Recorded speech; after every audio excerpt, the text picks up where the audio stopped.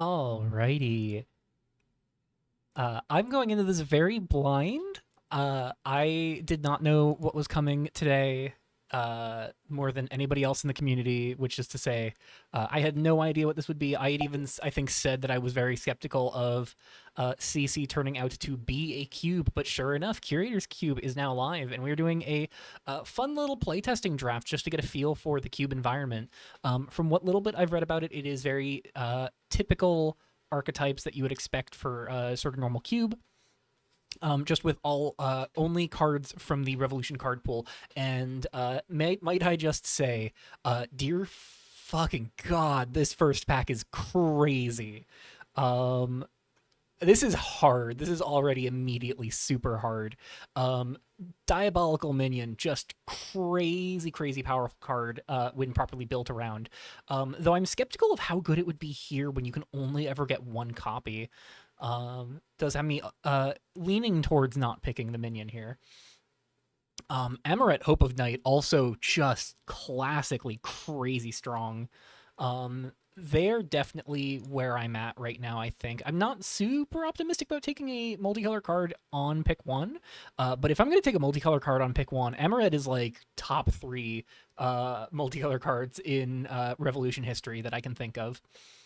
Um, Thunderous Avalanche, pretty good removal spell, pretty good, mass anti-artifact, anti-enchantment piece. Also pretty good. Ruin Storm Remnant is such a fun shout here. Thriving Tower, so like two different on-color lands we could wheel here. Unburnt Maiden we could wheel. Elemental of Surprise we could wheel. My biggest concern is that like that's four potential cards we could wheel. Whereas if we're on blue, I guess like we're only wheeling like Eve's, we're only wheeling like maybe Mathematimancy because somebody's gonna take Labman from us. But my goodness, this is such a cool pool. Stella's Journal is just some great value draw for like more aggressive decks. Yen's is a great aggressive card. Silver Song Ancient's great with cheating. Unburnt Maiden is a good aggressive or mid range tool. Oh, this is hard. I'd love to play Eavesdrop, but I think I'm gonna take Amaret here. I can't, in good conscience, not first pick an Amaret. Um, and we are off to the races. This is such an exciting announcement. Uh,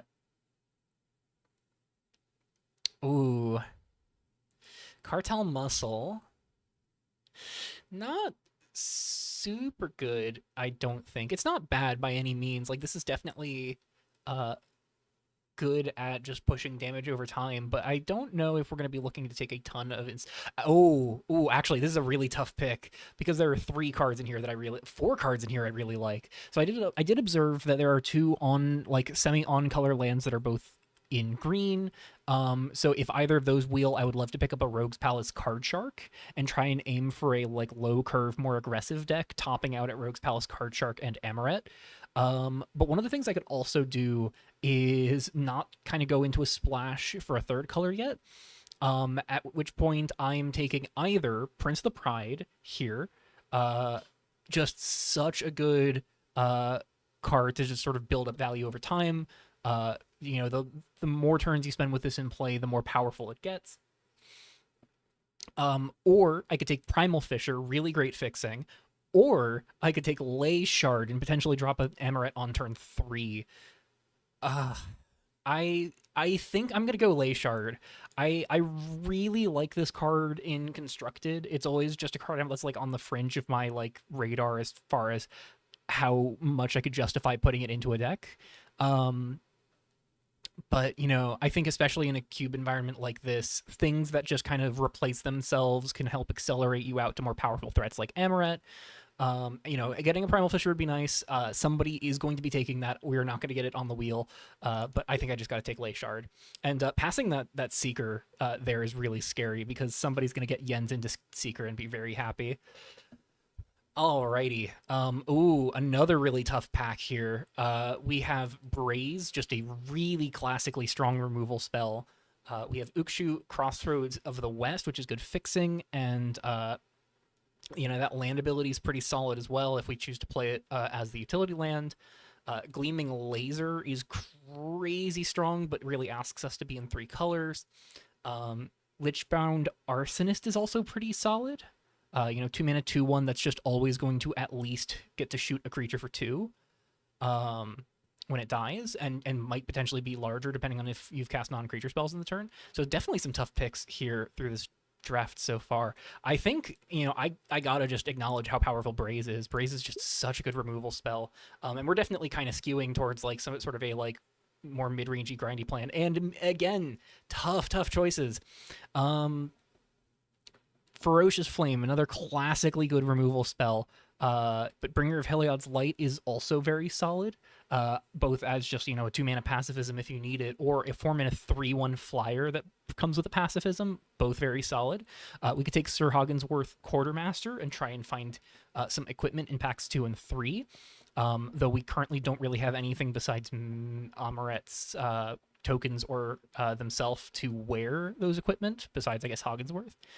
We could even take Vanguard Assault and try and go in a lighter creature deck where we can have a single good creature just hit twice every turn. Wild Court Seeker and Orochi in this pack are very scary.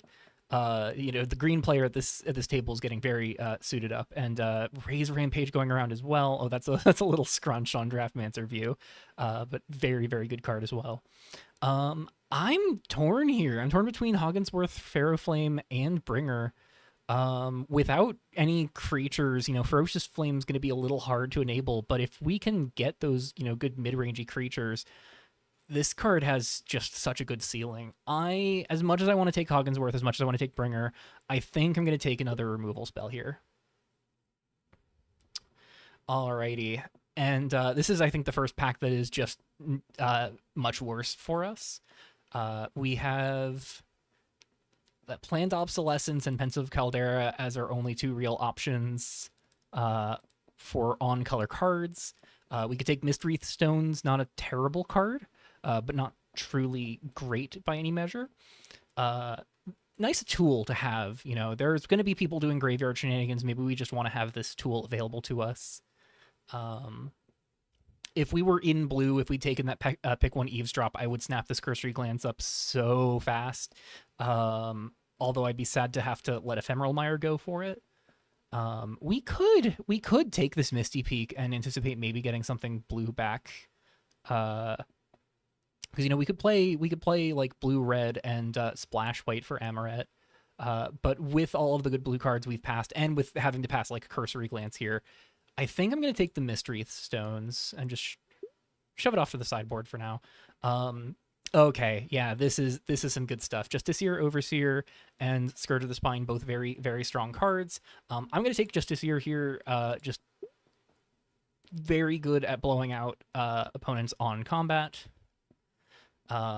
Ooh, Rage Cloak Shifter, Embrace Hopelessness, and Cityscape Dragon with some very solid cards. God, Skull and Weaver in pack 1 as well. The green player at this table, might be the person sitting next to us that we're passing to, and if so, they're gonna love getting this Nyx Weaver. Oof. If we had picked Jens on pick 1, I think we'd be sitting very pretty. But I just couldn't, in good conscience, not take Amaret. So we could take Cityscape Dragon, very, very good 4-drop, just does some scary things with with any other creatures. And it's just like a 4 mana 4/4 flyer with haste on its own right. Enables Ferocious Flame. You know what? Let's take the Cityscape Dragon. Ooh. Okay, some choices here. We could try and go for some more non-creature spells, play Surge Protector as just like a way to come up the board a little bit and chip some damage away at our opponent. We could... I think we've missed the window on playing, a blue splash for Callisto. I think we've missed the window for like a green splash for Canopy Culling. Koyos versus Eradicator Engine is hard. Engine's a real cost. Having to make colorless mana is not free, is not easy. Making 4 red mana is also tricky, but we could go heavy red splashing white for like a medium red deck, and I think I'm in on that strategy. So naturally we see both of our like green splash fixing lands come back around, as well as a way to make a colorless source for those colorless creatures. I'm gonna just take Stella's Journal. Like if we get to top deck mode, Stella's Journal is gonna do wonders to help us win in the top deck scenarios. And our deck is kind of built to kind of push things later at the moment with the picks that we've gotten so far. So we'll just take Cartel Muscle. Ooh, Gleaming Laser is interesting here. We'll go ahead and pick that up on the off chance we can get other splashes. We'll also take the Ignite here. Definitely a good sign that we are getting some of our stuff. Hiroshi and Wild Court Seeker both going around, too. That's kind of crazy.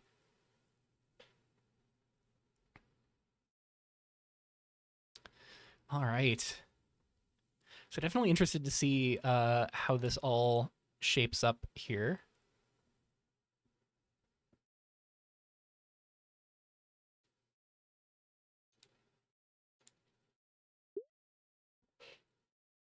I think I'm okay taking Pensive Caldera here.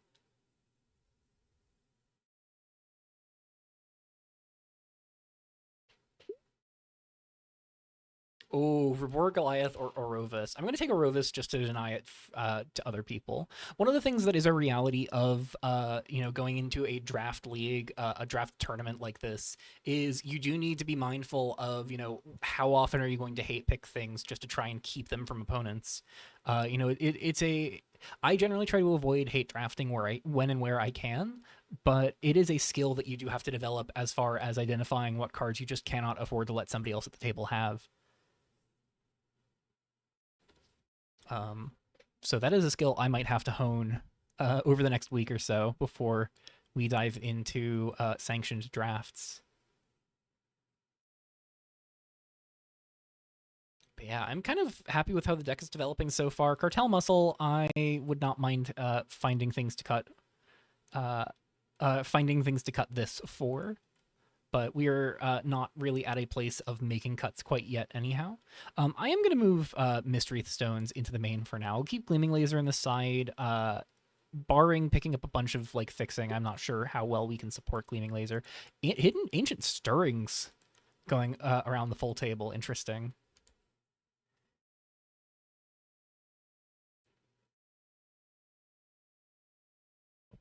Alrighty, and the last few cards are getting picked here in pack 1. So you've got 12 playables at the end of pack 1. Ooh, this is interesting. We could take Redevelop Cityscape.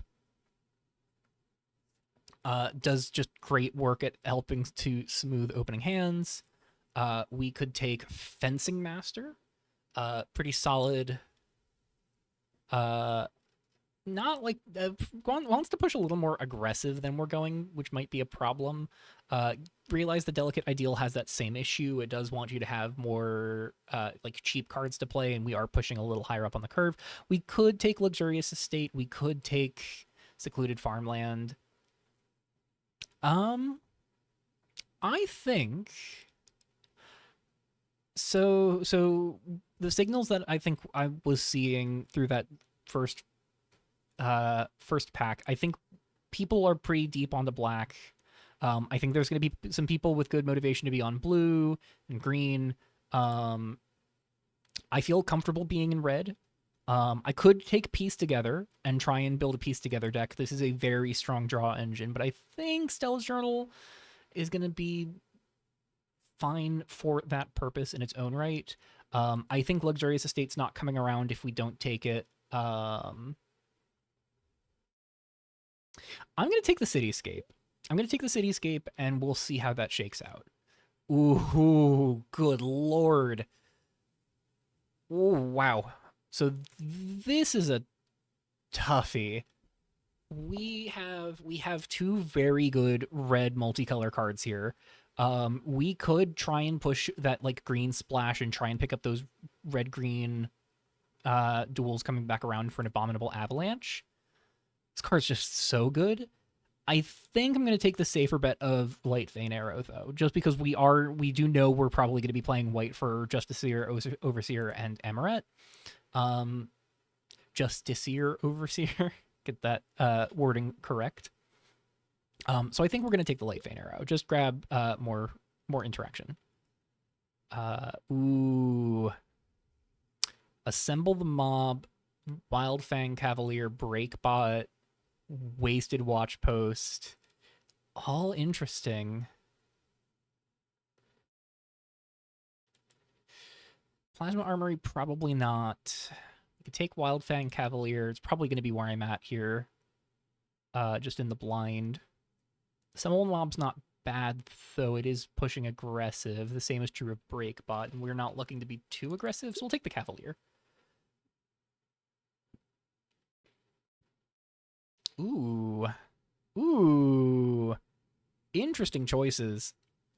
Very good red-white cards. So Chainbreaker's familiar, not so great. This is kind of not where we're looking to be. Same with Engines of War. Veiltouch Soulbinder could be nice on the wheel, maybe. Same with Oz and Inquirer. The cards I'm looking at here, Symbol of the Revolution is just such a debilitating card to have to face. It scales well with slower decks while also being a good aggressive tool to push some early damage. Sanam the Hunted, also very good, both at stabilizing your life total, helping your like creatures chip away at your opponent. Probably not where I want to be, just because I feel like that's a little more aggressive when we're built. I think if I'm taking an aggressive creature here, I'm taking the symbol. But Siege of the Bastion d'Orlais,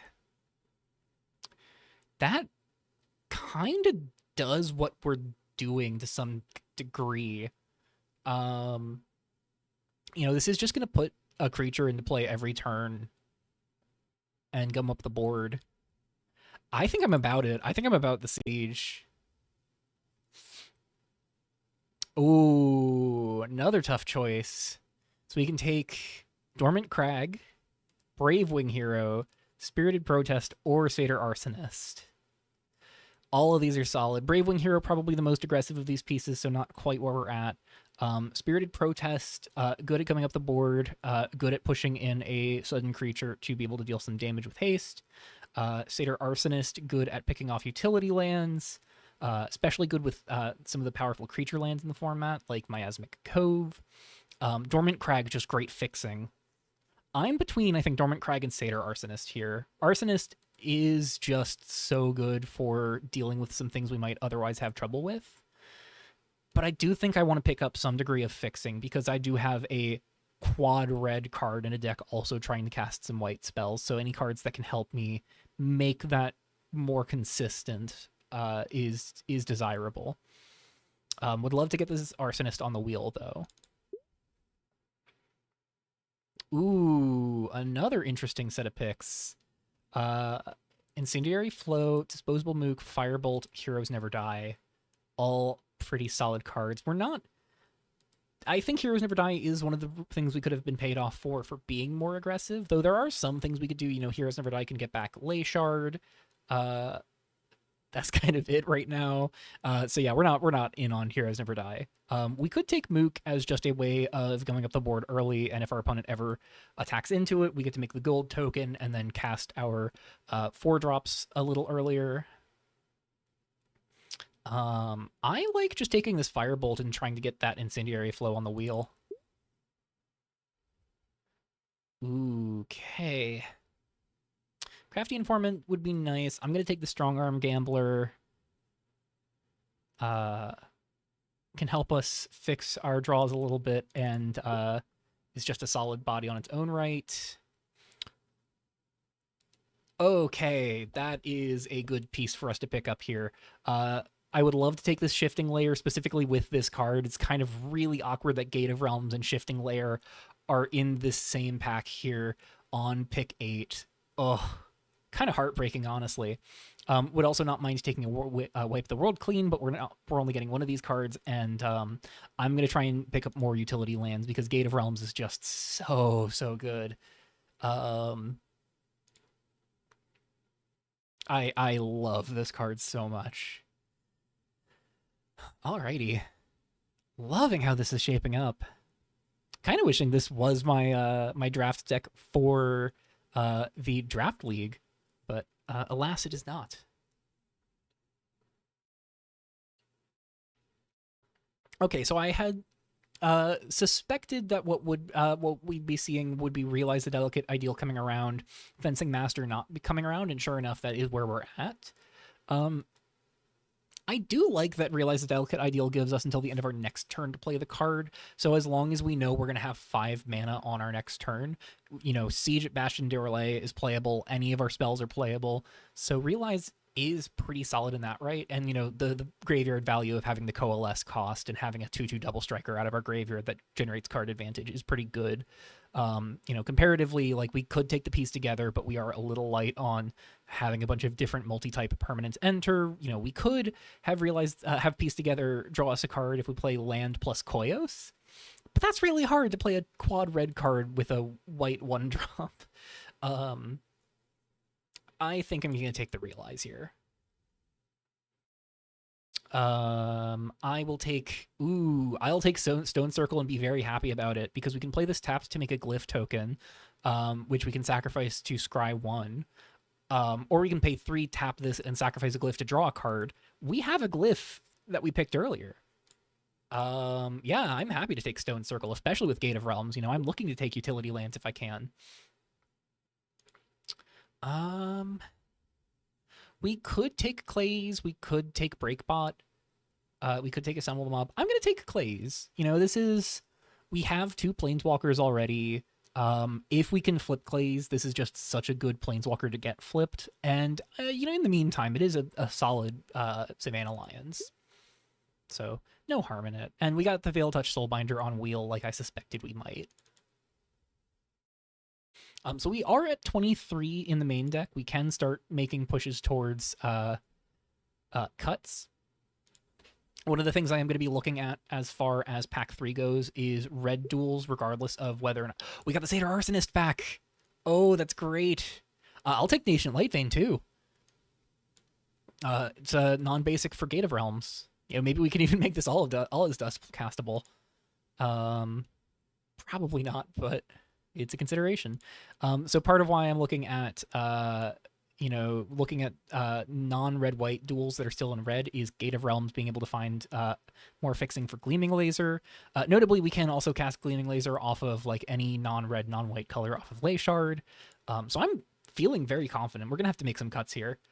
In fact, I'm gonna ship this Soulbinder to the sideboard for now. Oh my god. Oh my god. Well, there's not a ton of cards for us. Steam Powered Steer really wants us to be more artifact mana heavy, treasure and gold generation based. Hugo would be amazing if we were already like in on black. It's just Calamity Smith. It's always Calamity Smith. This card is so good. It is right up, or it is the perfect pick one for pack 3 we could possibly ask for this, and we get some very interesting second pick cards here. We could take a Time Worn Crags, we could take Redeploy, we could take Conjoined Irradiant, we could take Cardis Legacy. Legacy maybe not quite where we want to be. Probably same with Eltenzian Hospitality, though Hospitality is pretty great. If we can get to Ancient, copying all of our burn spells seems pretty solid.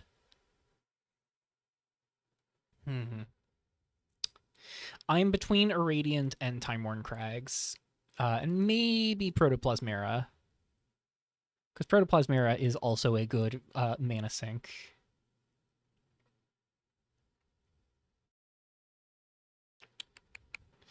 Like, I'd play Time Worn Crags, but I want to be wary of taking too many colorless lands just because of Koyos specifically. So I'm gonna take the Irradiant. And we're definitely like we can get this cartel muscle out of here. That is wanting to be a much more aggressive burn deck than what we're on. Irradiant notably can be a 4-power creature for Ferocious Flame as well. This card is I have missed casting Conjoined Irradiant.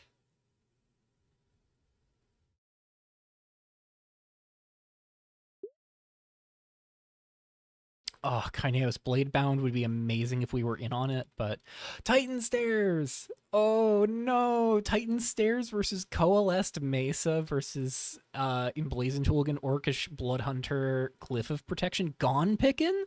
What a pack! God, we're gonna get something off the wheel here for sure. I am a little sad to not see the red Coalesced land. I would love to see, I believe it's Coalesced Peak? Would love to pick that up. Make things like Stone Circle capable of generating red mana for us. My only concern is like I would love to have this Gone Pickin'. Would love to have maybe this Glyph of Protection or this Emblazoned Hooligan. We're gonna wheel the Orcish Bloodhunter, and that's probably the worst card for us as far as playables go. We're gonna take the Titan Stairs every day, though. This is exactly what we're looking for. Oh my goodness. Smoking Strand versus Violent Discharge versus Pat. I love this cube. I love this cube so much. So unfortunately, these are white-based duels that aren't in red, rather than red-based duels that aren't in white. And that's not quite where we can afford to be. Smoking Strand is pretty great. Being able to just give either of our planeswalkers, any of our 3 planeswalkers with Clays, the ability to just uptick and draw us a card is pretty great. Would not mind taking Violent Discharge as well. But we do have a good deal of burn. Baptize would be nice on the wheel potentially. We're going to take Smoking Strand. Drift Off versus Lichbane Forerunner versus Blunt Instrument, and we're not taking any of it because Beloved Chapel is here, and that is the fixing we are in on. Drift Off would not be too shabby to pick up on a wheel, though double white is difficult for the kind of deck we're leaning towards. Would much rather pick up Gone Pickin' than Drift Off, though Drift Off is very good, particularly for a slower strategy like we're on. Let's split things into 2 rows real quick here. So we're kind of light on creatures. I think we're going to have to play Pensive Caldera. Oh, I wish we had better colorless fixing now, because Ziv Replisparked is so good. But I think we're going to have to take Fall of Tracks. So we can take Exuent, and we're never going to be able to tap 2 creatures to just permanently exile a creature, so that's going to be a no-go. Riva's Blessed Blade, not quite where we're at either. So it's talented Blacksmith versus Fall of Tracks. Talented Blacksmith, pretty great at putting some of these like trinket artifacts to use. We can sacrifice Mystery Stones, we can sacrifice the artifact that it has, but it is a more aggressive card. I'm going to take Fall of Tracks. It's just such good interaction, can come up the board in its own right. I will say I'm not super high on Ignite. This is very dependent on what we have in play. So opponents on interaction makes this a little bit harder to make work. It's the same reason why you don't see mono red decks playing it in constructed. We could go down the Mystery Stones in the main. Put Stella's Journal at like 2. So we have 1, 2, 3, 4, 5, 6. Light Vein is going to be a tapped land most of the time. But there is like if we can find any sources of fixing that aren't in exactly red white, like we could have maybe taken the Nimbus of Thought. Raislet Meditation versus At the Walls. That is a good sweeper. And like we're towards the end of the things we've seen.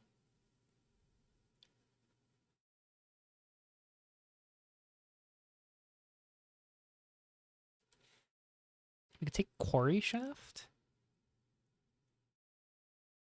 Having removal we can fetch with Gate of Realms is not too shabby.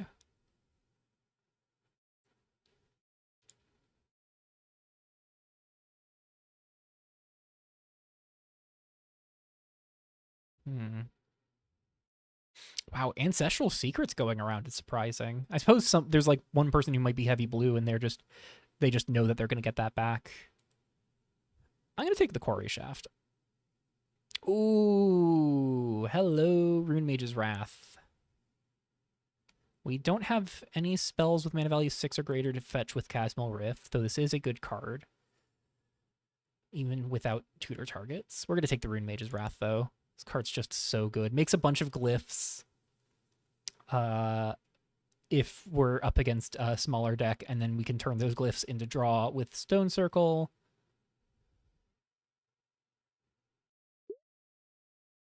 All right, and we have seen the full pool of cards here. I'll take the Imposing Oddity right now, but I think we are towards the end of this draft, and we're gonna probably we could play the Imposing Oddity. Actually, this is a scaling threat as we cast spells over time. No ruins besides it is kind of rough. Don't believe we are gonna see. We could take the Eltensian Hospitality. We could take the Time-Worn Crags. We were thinking about both of those earlier. 1, 2, 3, 4, 5, 6, 7. Plus basics for 8 and 9. There's a world where we could tap Gate of Realms for 0 with Time-Worn Crags. Having non-basic interaction seems important, I think. Oh, we did get the Glyph of Protection back. I'll take that. I'll take the Baptize as well. Take the Lichbane Forerunner. We don't really have fixing for Lucille. Oh, All Who Wander did disconnect very briefly. Oh, Ziv came back. How many colorless sources do we have? We have 1, 2, 3. Here's what I'm gonna do. I'm gonna take Ziv, and I'm gonna ask if you can play Wastes in your deck. It's not good for a deck trying to cast Koyos, but Ziv is just so cool.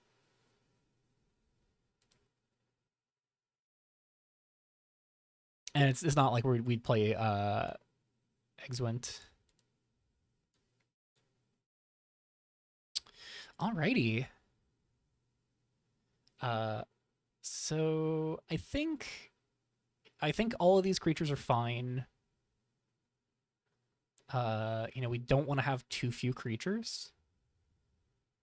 I think I could go down the Rune Mage's Wrath. Could probably go down the Smoking Strand, quite honestly. I do love Smoking Strand, but I'm not sure how good it would be for us specifically. We're going to go down the Gleaming Laser. We just did not get the alternative fixing for it. Let's just trim the lands real quick, and we'll know that they're all next to Gleaming Laser here. And actually, we only need to make one more cut. We have 5 white cards here between Glyph of Protection, Clay's, Fall of Tracks, Emeret, and Justiciar Overseer. We'll just put Ziv in the board for now. And if we can play Wastes, then that would be another change we make. But we do like 3 and 6. That puts us at 3, 4, 5, 6, 7, 8 white sources, and 6, 7, 8, 9, 10, 11 red sources. We could do 2 and 7, actually, because we are very light on white sources, and Leyshard does help us out a little bit. In a pinch, we could blow up our own non-basics with Satyr Arsonist to go find a white source.